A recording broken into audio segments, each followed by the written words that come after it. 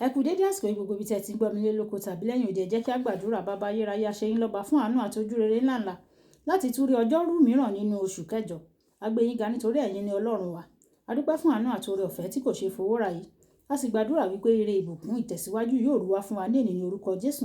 Ọ̀rọ̀ tí a gbọ́ lé ni yóò ṣe ayé àti ọkàn wa ní rere, kò ní lòdì sí wa ní ọjọ́ ìdájọ́, nítorí tí a gbàdúrà ní orúkọ Jésù Kristi Olúwa wa. Àmín. Àmín orúkọ Jésù. Ìwé ọ̀run ṣíṣí tí a ti ọwọ́ olùṣọ́ àgùntàn yín náà kọ Adéjàre Adébóyè kọ. Èní ọjọ́rú ọjọ́ 21 oṣù kẹjọ. Àkòrí tí a ó gbéyẹ̀wò lé ní sọ wípé ọ̀nà láti kojú inúnibíni. Ọ̀nà láti kojú inúnibíni. A mú àkọ́sórí wa nínú ìwé Mátíù orí 5 ẹsẹ̀ 24. Mátíù orí 5 ẹsẹ̀ 24.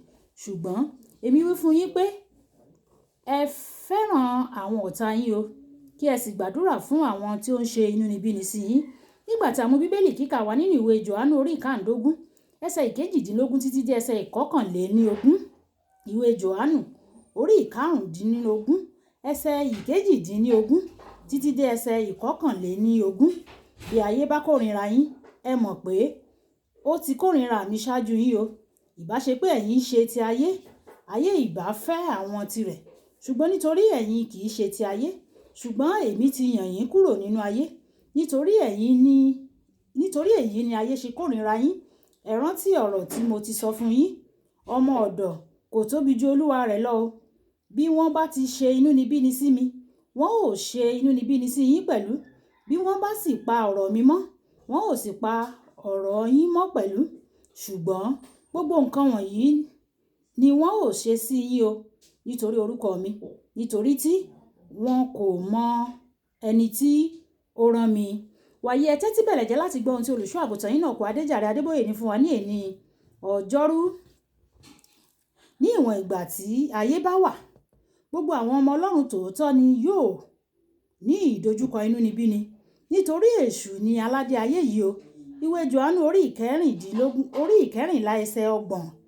O gbọ́dọ̀ múra gírí láti lè kojú inúnibíni, kí wọ́n má bàa mú ọ ṣìnà níbi eré ìje lọ sí ọ̀run.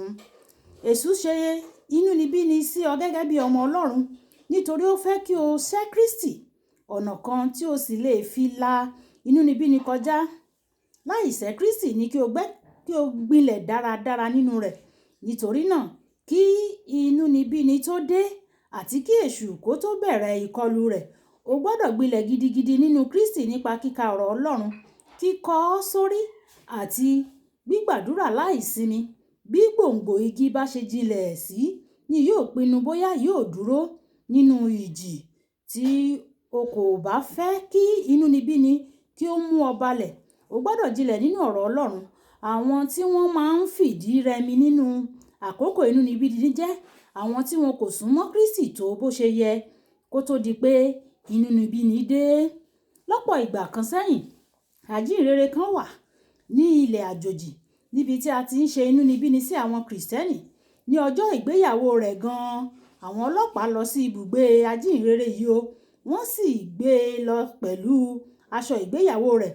Ó fẹnu ko ṣẹ́kẹ́ṣẹkẹ̀ tí wọ́n fi sí i lọ́wọ́. Ó sì wí pé, Olúwa, n kò mọ̀ pé o jowú lórí mi dé pé o kò fẹ́ kí n fẹ́ ẹlòmíràn. Ẹ wò bí òrùka ìgbéyàwó yìí ṣe fún mi ní ẹwà tó. Ó nífẹ̀ẹ́ Kristi débi pé bí wọ́n ṣe dá ìgbéyàwó rẹ̀ rú, kò jẹ́ ohunkóhun sí. Ó rí ṣẹ́kẹ́ṣẹkẹ̀ gẹ́gẹ́ bí òrùka ìgbéyàwó. Èyí sì jẹ́ irú ìfarakínra tí o gbọ́dọ̀ ní pẹ̀lú Kristi, kí o má bàa ṣẹ̀ ní ọjọ́ inúnibíni. Nígbà tí àwọn ènìyàn bá já àdéhùn wọn lẹ́yìn inúnibíni díẹ̀, bóyá bí ká má gbé wọn ga ní ibi iṣẹ́ wọn nítorí wọ́n jẹ́ ọmọ Ọlọ́run.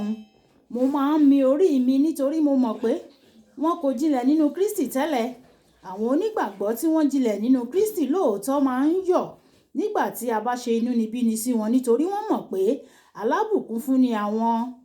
Ìwé Mátíù orí 5 ẹsẹ̀ 10 títí dé ẹsẹ̀ 12. Wọ́n rí inúnibíni gẹ́gẹ́ bí àmì pé àwọn jẹ́ ẹ̀rù jẹ̀jẹ̀ fún Sátánì. Èyí sì máa ń mú inú wọn dùn, tí wọ́n sì fẹ́ mú ẹ̀rù bá Sátánì sí i. Inúnibíni máa ń mú wọn láti ṣe fún Ọlọ́run sí i láti tako ìjọba òkùnkùn. Nínú Iṣẹ́ àwọn Àpọ́stélì orí ìkarùn-ún ẹsẹ̀ ìkọkànléníogójì, àwọn ọmọ ẹ̀yìn yọ̀ nítorí a kà wọ́n yẹ láti gba ìtìjú nítorí orúkọ Jésù. Nínú ìwé Pétérù kínní orí ìkẹrin ẹsẹ̀ ìkẹtàlá, wọ́n sọ fún wa láti yọ̀ nítorí a jẹ́ àjogún nínú ìyà Kristi. Má ṣe jẹ́ kí inúnibíni tẹ̀ ọ́ ba o. Jẹ́ kí ó jẹ́ ohun tí yóò mú ọ ṣe fún Kristi sí i. Kókó ọ̀rọ̀: ṣé ò ń gbilẹ̀ nínú Kristi tí ó fi jẹ́ pé wàá lè dúró nígbà tí inúnibíni bá wá? Ẹ jẹ́ kí a sọ pé bàbá mi, Olúwa fún mi ní oore ọ̀fẹ́ láti gbilẹ̀ nínú rẹ, tó jẹ́ wípé nígbà tí inúnibíni bá dé, màá lè dúró nínú rẹ sí i. Olúwa yóò fún wa ní oore ọ̀fẹ́ ní orúkọ Jésù. Olúwabùkọ́lá Ayako ní orúkọ mi. Ẹ máa bá mi like, ẹ máa comment, kí ẹ sì máa share ẹ̀ pẹ̀lú àwọn ènìyàn kí wọ́n lè jẹ àǹfààní ọ̀run ṣíṣí Yorùbá. Ìpàdé wa bí oyin ó dàbọ̀.